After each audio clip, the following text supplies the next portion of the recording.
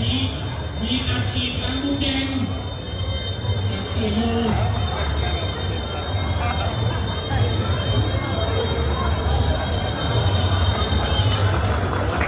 ไม่มากับฟันธงเดี๋ยวเปลี่ยนตัวเลยนะ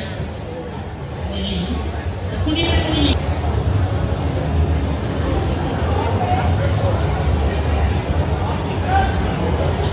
ทีนี้เราราวัน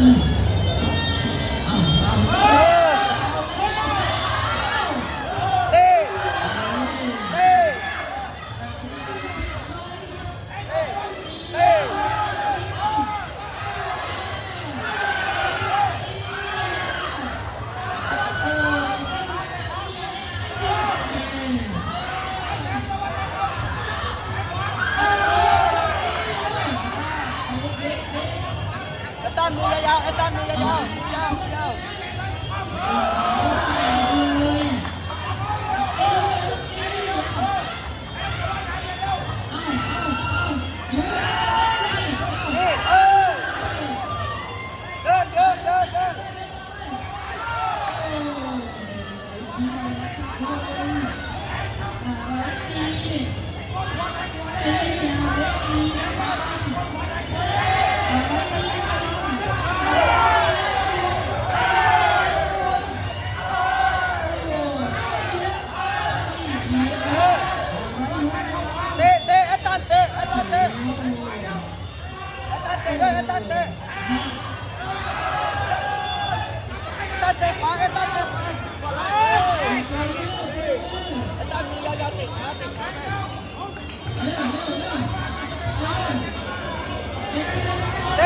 เดินขึ้น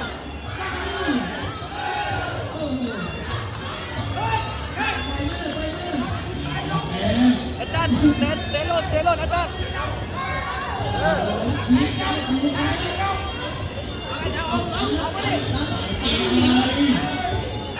อ้ตันเตะด้วย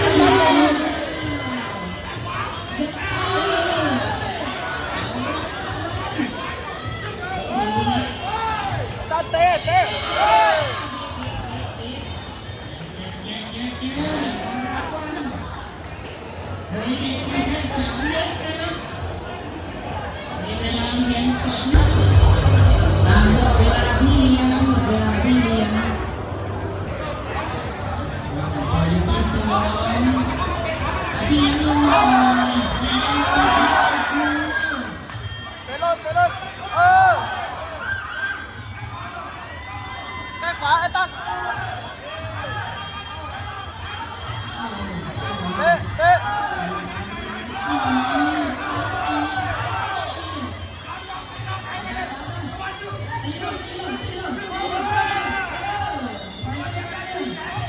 เตะไอ้ตันเตะ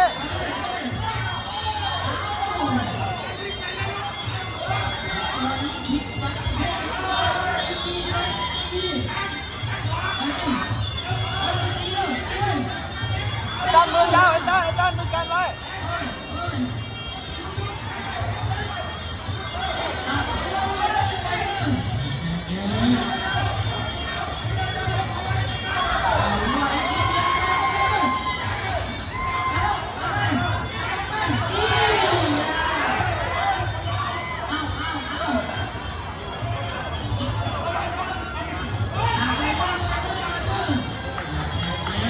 ไอ้ตันฮุกอ่ะไอ้ตันฮุกเลยไอ้ตันฮุกเตะขวาไอ้ตันฮุกเตะขวา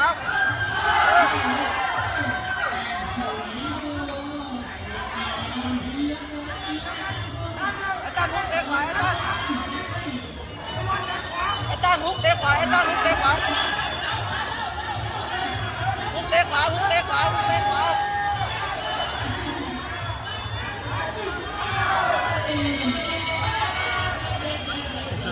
แต่ไป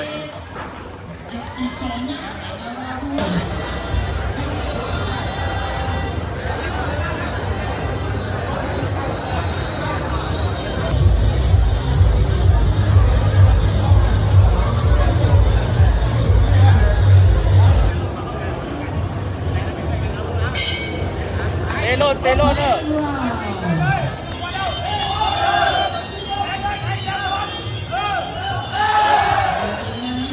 ว่าไง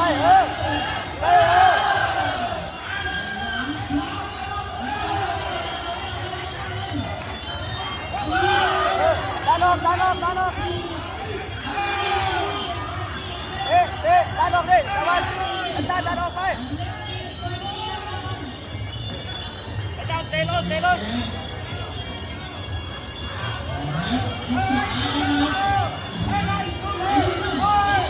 ตัดไปเลยเลยวนออกไปไอ้ตันวนออกไปไอ้ตันวนออกไปวนออกไปวนออกไปแข้งขวาแข้งขวาแข้งขวาแข้งขวาไอ้ตันไปเลยไอ้ตัน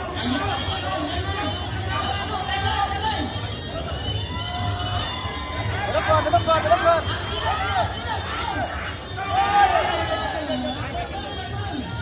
ไอ้ตันนาทีเดียวนาทีเดียวเดิน